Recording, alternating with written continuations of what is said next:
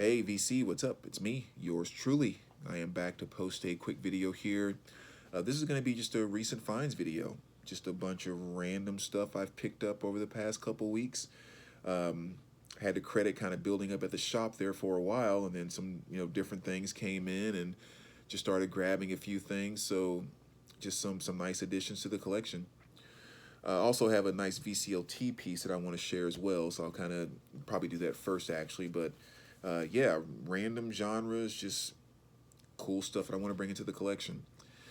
And so a lot of this too, I'm not going to go into too much detail because there will be a number of albums that you guys, so common and you pretty much know inside and out. Just want to kind of share some of the new stuff I got that was exciting. So the first piece was actually a VCLT piece from Billy Hurst, which was this right here, Joan Jett and the Blackhearts. Very nice piece that I was looking for, and Billy found that for me. And it was really cool too because a few weeks ago I found a couple of nice country pieces that he needed that had come into the shop, and that's kind of like the fun challenge for me, is to try to find some country that Billy doesn't have, because his country collection is just freaking ridiculous. So I'll text him all the time, like I'm sending him pictures of stuff that comes in, and it's always, I got it, I got it, I got it, I got it. And it's just like, just to find something that he needs. So I was lucky enough to find 2 or 3 pieces that he needed in his country collection, and sure as crap, Billy turns right around and found something that I wanted and sent it right over as well. He also sent some tapes with this too, which was kind of cool. But I'll show those in another video when I do a kind of a tape update collection of. I picked up a lot of cassettes over the past few weeks, but yeah. So Billy, man, thanks so much for finding this just beautiful mint piece, which is nice. And again, this is an album you guys know inside and out. I love rock and roll, Crimson and Clover, and on, which is one of my absolute favorite songs by Joan Jett, is Crimson and Clover, her cover of that. But yeah, fantastic album, Japanese pressing. The thing I really like about this too is every time I see this cover, it always reminds me of a few years ago when I went to the Rock and Roll Hall of Fame. I think it was when they had the Herb Ritz exhibit, I think, but they had a new kind of display that came through that was basically outfits that artists had worn on the front of different album covers. So they had everything from like the t-shirt, jeans, and hat that Bruce Springsteen wore on the Born in the USA album cover. Excuse me. They had one of the outfits that Stevie Nicks wore on one of her album covers. They had the shoes and a couple other things that Cyndi Lauper had on She's So Unusual. Another really cool one was what's her name from the Pretenders, that red jacket that she wore on the front of the out. So they had like all those outfits there, and it was just really, really cool. And one of the ones that they also had was this jacket, shirt, and scarf off of this album cover too. And it was just really so cool to sit there and look at all those exhibits, and it's just like, like, there it is. Like, I remember the one that really got me the most was the Bruce Springsteen, the jeans and the T-shirt, and it's just like, that's the Born in the USA. Like, that's it. It's just a weird kind of sensation you get. But anyway, moving right along. Thanks, Billy Hurst, man. Appreciate that so very, very much. Let's see, next here, and I think I have, let me dig through here really quick and see. Is that, yeah. I actually picked up 2 copies of this, which is the new Ozzy. Yeah, and actually kind of the reason I did it was, again, because I had, quite a bit of credit that had built up, and I kind of thought, well, can't hurt to have 2 copies, and what if it turns into the next Scream, where a year or 2 from now, things are out of print, and all of a sudden, you can't find them, and they're going for blah, blah, blah. And at the very least, just to have 1 sealed copy and 1 listening copy. So I figured there's worse things I could do with extra credit that was just kind of sitting there. So I haven't actually listened to the album all the way through yet. We've listened to some stuff in the store, about 4 songs or so, but haven't actually gotten all the way through it. So can't really comment yet on whether it's a good album or not.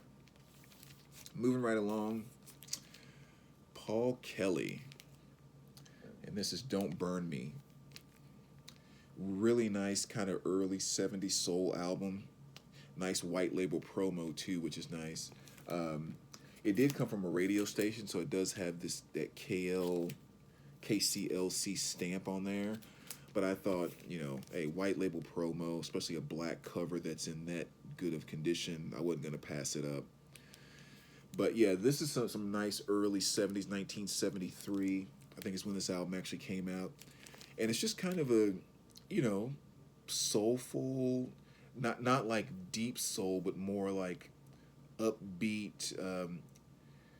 Matter of fact, I think a lot of the songs on here really have a very upbeat gospel sound to them. Like that's just an underlying vibe that I find in a lot of the songs. So it's more of that type of upbeat soul, like upbeat gospel kind of thing. But if you're not familiar with them, the first song I definitely recommend checking out would be "I Could Never Love Nobody Like I'm Loving You." Great track. Just that classic, straightforward, just great soul right there. So yeah, Paul Kelly. If you're not familiar, make sure you check him out. And then my boys, Zap, and this is Zap 3, with Roger Troutman. Um, I mean, just file right into funk. That's all I can say about Zap. Zap and Roger and Zap wrote some of the funkiest stuff that has ever been laid down on vinyl whatsoever.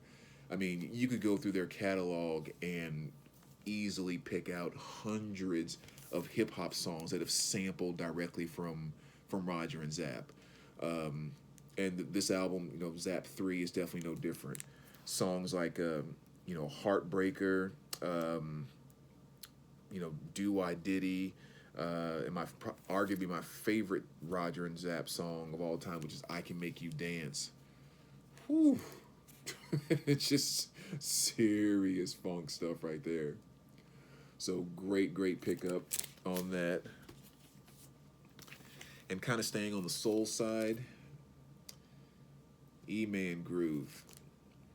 And this is Jimmy Castor Bunch featuring Everything Man. And again, just kind of some mid-70s soul, just really kind of hard to describe. You just have to kind of take a listen to it. But it pretty much sounds about the way the album cover looks, which is pretty cool. So great stuff. I think I do have a copy of this, but this one was just kind of, minty. So I got this to go ahead and replace my other one. So if you take a listen and really enjoy it, reach out and I'll let you know if I still have it or not. We could trade, maybe VCOT, whatever the case may be. But moving right along, kind of, I guess the next few here, kind of going back in on some of the original pressings of things I'm going back and picking up. And this was one that I stumbled across the other day, which is Neil Young, After the Gold Rush. And this one kind of threw me off too, because it was in such fantastic shape. When I saw it sitting there on the shelf, I thought it was just a reissue that we got in. And then pulled it up and just kind of like, wait a minute, this isn't a reissue. And looked it up and I was like, yeah, this is a 1970 US pressing. So just a beautiful piece. Fantastic condition. And I do have the reissue that came out of this. That came out 2 years ago, and it sounds fantastic. But again, I just couldn't pass up a beautiful original pressing in this condition. And of course, it has one of my favorite songs by Neil Young, which is After the Gold Rush, which I just think with that nice little, simple piano piece and the strange nature of the lyrics, and it just shows why Neil Young was the genius that he was without even having to go big, so to speak. So fantastic album there. A couple more, or actually like three more nice OG, or four more nice OG pressings here. Dio, Last in Line. I did pick up that Dio box set, which again is one that sounds really good, but I'm also going back and just kind of grabbing some of the old original pressings and found that one. So had to pick that up. And again, I won't go too much in depth because you guys know this album very well. We Rock, The Last in Line, all kinds of just classic Dio stuff on there. Same thing with Kiss Dynasty. That was a nice find. A nice 79 US pressing with the poster still inside too, in perfect condition, which again is another nice one there. And The Elder, album that maybe Kiss doesn't get as much love from, but a nice 81 US pressing here. I actually kind of like this album, and one of my, I'm not gonna say one of my top songs, but definitely one that I think about when I ever think about going and listening to Kiss, which is the song "The Oath" off of here, which I think is a great song. And Arch Enemy, pretty popular metal group, did a cover of "The Oath," and I mean it's just both versions are fantastic, but I think it really does kind of show the, I'm not gonna say the connection, but just shows how fine a line it could be between being just like a party rock type of band and Kiss and a metal band. It's really just kind of not always just how the songs are written, but just how you decide to deliver them. Because, I mean, if you ever listen to that cover, I mean, "The Oath" is a serious track. Excuse me. But so yeah, another nice original pressing there to pick up. And Johnny Cash, "Greatest." A nice 1959 US pressing in beautiful condition. So some great early Johnny stuff. "Goodbye Little Darling," "I Forgot to Remember to Forget," "Hey Good Looking." Just nice early Cash. Haven't actually put this on the database yet, but I'll go ahead and show it. Yes, indeed. Rick Astley. "Hold Me in Your Arms." I don't care what anybody says. Rick's my boy. He was my boy back then. He's my boy now. That's just the way it is. Now, of his, was it 3 albums? This is probably, well, as far as that old school, when he was at his top of his game, this is probably my least favorite of those 3, but I still like it a lot. "She Wants to Dance with Me" and a couple other things on here. It's just the fun, silly stuff that takes you back to the cheesiness of what was a great time, quite frankly. So I was able to pick that up. And actually, the way I picked this up was I had some credit at a store, and I got a few different things, and I had like $2 left on the credit, and this was like $4.99. And I told the guy, I was like, "Come on, $2, and we'll just wipe out the rest of the credit and just give me that Rick Astley." He was like, "You really want that?" I was like, "Let's do it." And so I wiped out the last $2 I had on my credit to pick up Rick. So I'll take it. What else do we have here? "Bad Company," "Desolation Angels." Another really good record. This is the reissue with the bonus unreleased material. And this goes back to some of the benefits behind working at the store, is because this is definitely an album that I would probably never go out and buy with my own money.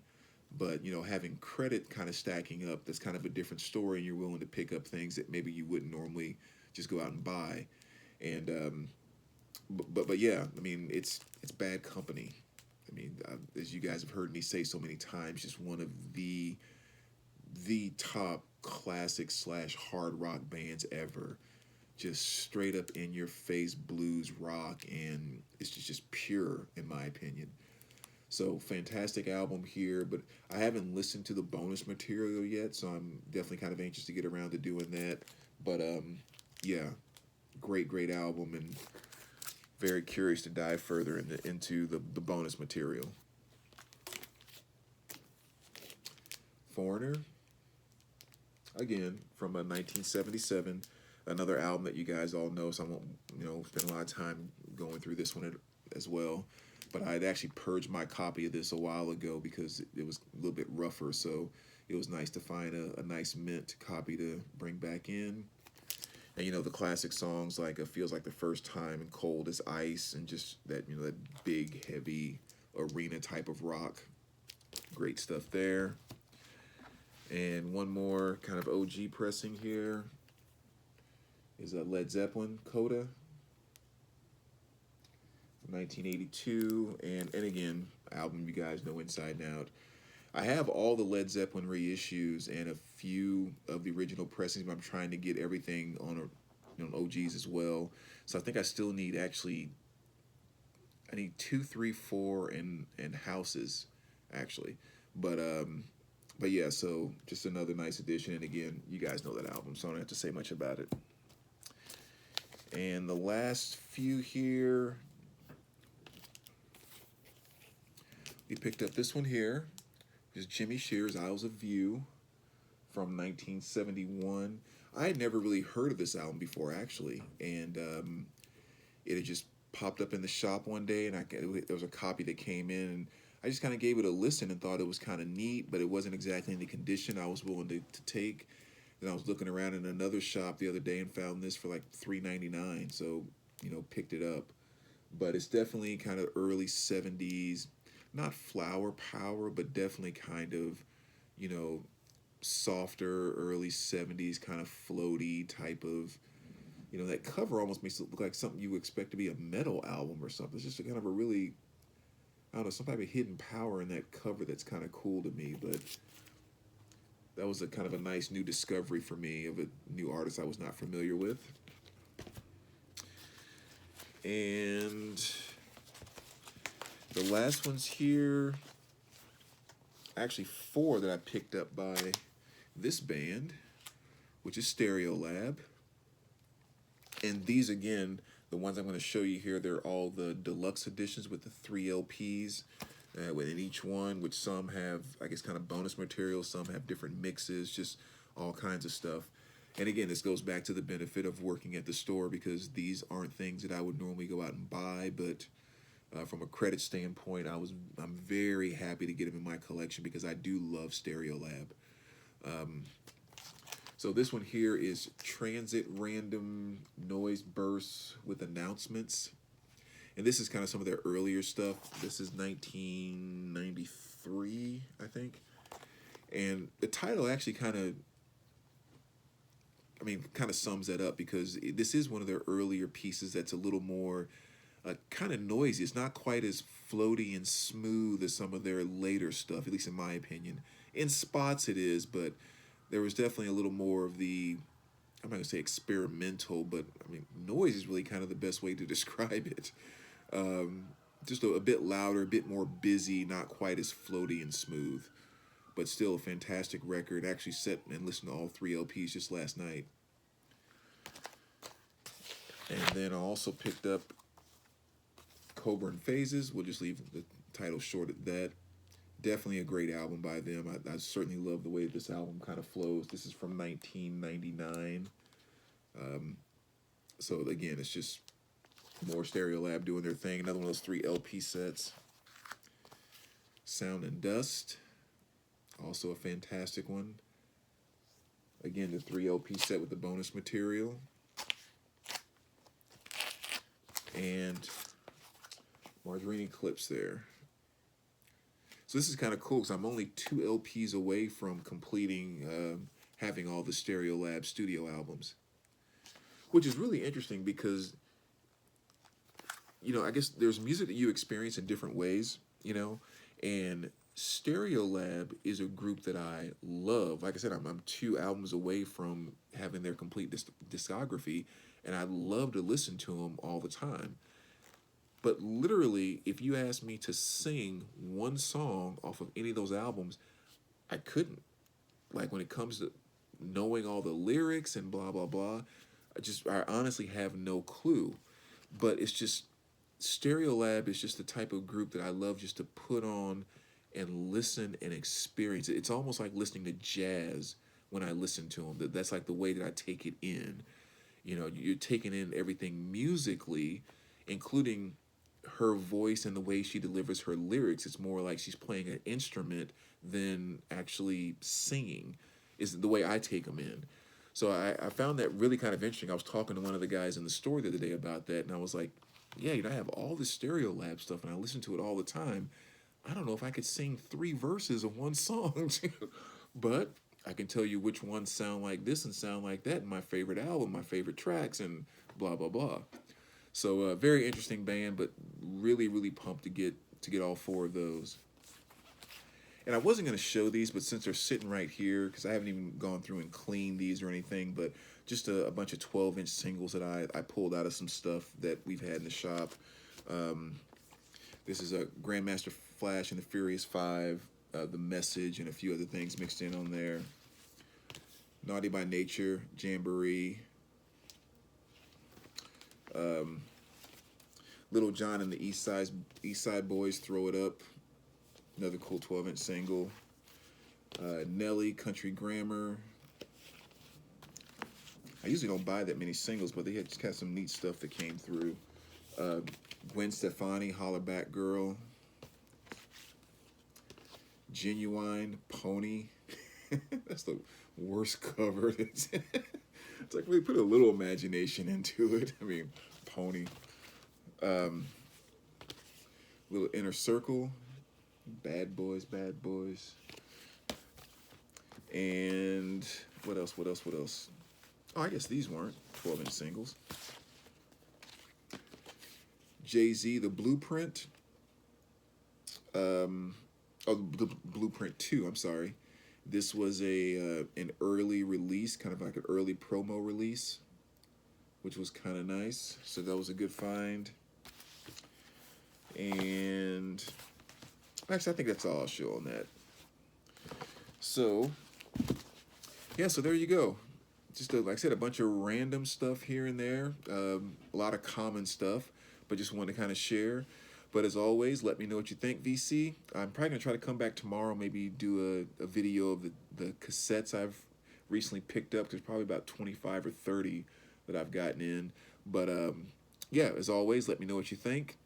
And we will talk to you soon. All right, take care, guys.